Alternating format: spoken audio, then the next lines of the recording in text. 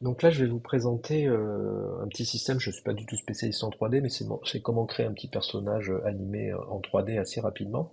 Donc là, j'utilise Midjourney. Donc là, je vais créer juste un petit bonhomme avec un petit t-shirt vert. Donc j'en ai créé d'autres, comme vous voyez, hein, des rouges et tout. J'ai fait des petits essais. Donc là, j'en fais un. Donc là, je suis en mode turbo, hein, ça va extrêmement vite. Voilà, j'ai créé mes petits personnages. Alors ils n'ont rien d'originaux, hein, c'est pas du tout le but. Voilà, donc j'ai créé ce petit bonhomme. Je me dis bon ben ok, c'est bon.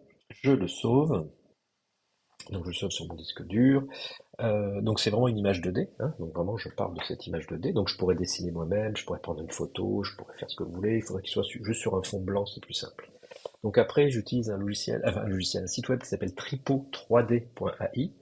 Vous partez d'une image 2D, voilà, je l'ai importé. Je dis à partir de là, tu crées un modèle 3D à partir de là. Donc là, il va extrapoler à partir de cette image 2D un personnage. Donc là, j'ai un tout petit peu accéléré, hein, ça doit prendre une minute, voilà. Donc là, voilà, j'ai un premier rendu, voilà. Et si c'est bon, je peux lui dire, vas-y, tu me l'affines. Donc là, ça prend quelques minutes encore. Là, pareil. Donc en attendant, vous voyez, j'en ai fait d'autres petits personnages pour tester. Donc mon petit personnage rouge, par exemple. Voilà, celui-là il est plutôt chouette. Donc vous voyez, c'est vraiment, il a extrapolé la coupe de cheveux, l'arrière de sa tête et tout.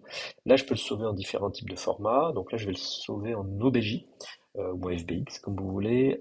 C'est pour après l'importer dans un site web qui s'appelle Mixamo, qui est très connu d'ailleurs, qui est assez connu par Adobe. Voilà, je sais pas ce qu'ils font Adobe, ils le mettent plus à jour depuis au moins 10 ans, mais il marche très très bien. Donc là, vous voyez, j'exporte ce fichier sous un format 3D. Hop. Après, je passe donc sur le site web Mixamo. Là, je vais importer mon caractère. Je sélectionne. Vous voyez, c'est t-shirt rouge. Voilà. Donc, il y a un petit problème dans Mixamo. Je n'ai pas trouvé pourquoi. Bon, il prend pas mes textures, mais c'est vraiment pas très grave. Ce qui m'intéresse là, c'est le rigging. Donc, voilà. Donc, il a un système de rigging très très simple. Vous voyez, j'ai juste à placer deux, trois petits éléments clés, les poignets, les coudes.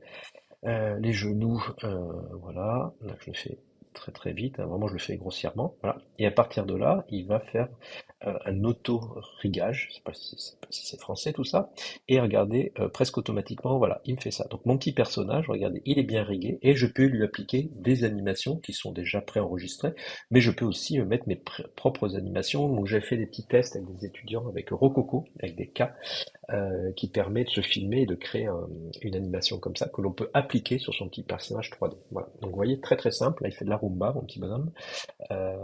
Voilà. Donc comme quoi le rigging a été fait très très bien à partir d'une image 2D. Vous voyez, c'est assez impressionnant.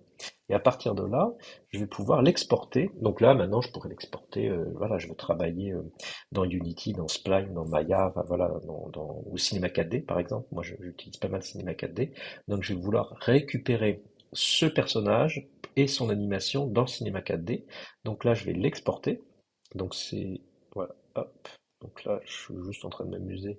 Voilà, vous voyez, ça marche bien. Donc il y a toujours ce problème de texture là. J'ai pas trop compris pourquoi dans Mixamo. C'est pas très grave. Donc là, je peux l'exporter. Donc c'est ce que je vais faire. Voilà, je vais exporter. Et là, je vais ouvrir Cinema 4D et je vais l'importer directement. Et vous voyez, tac, ça ressemble à ça. Donc j'ai vraiment mon personnage et j'ai son animation avec la texture. La texture est un peu bizarre, mais c'est pas très grave, le rendu à la fin ça marche bien. Vous voyez, j'ai vraiment mon petit personnage. Donc ça c'est fait en moins de 5 minutes, hein. J'ai un tout petit peu accéléré la vidéo dans les temps de calcul, mais c'est très très rapide. Voilà, donc j'ai mon animation. Là je fais juste un petit rendu juste pour voir si les textures sont bonnes. Voilà, là tout va bien. Et pareil, hein, je pourrais retravailler les textures, hein. Là c'est les textures de base que m'a fourni le logiciel, mais je pourrais les retravailler et tout, mais ça permet de me mettre en place très très rapidement un système pour faire une petite démo. Voilà, donc là je fais et là j'ai fait une petite vidéo juste pour voir, voilà, j'avais lancé ça tout à l'heure, voilà, j'ai mon petit personnage, voilà, qui danse, la texture est bonne, tout est bon. Voilà. Donc après il faudrait l'améliorer. Et là c'est juste pour vous montrer en filaire et c'est pas mal. Alors je suis pas du tout un spécialiste de la 3D, mais le maillage me semble très très clean parce qu'il y a 2 3 ans j'avais fait des essais équivalents et c'était pas 2 3 ans, 2 3 mois, c'était vraiment beaucoup plus brouillon, pardon. Et là vraiment le maillage a l'air très très bien. On peut le simplifier, hein, bien sûr.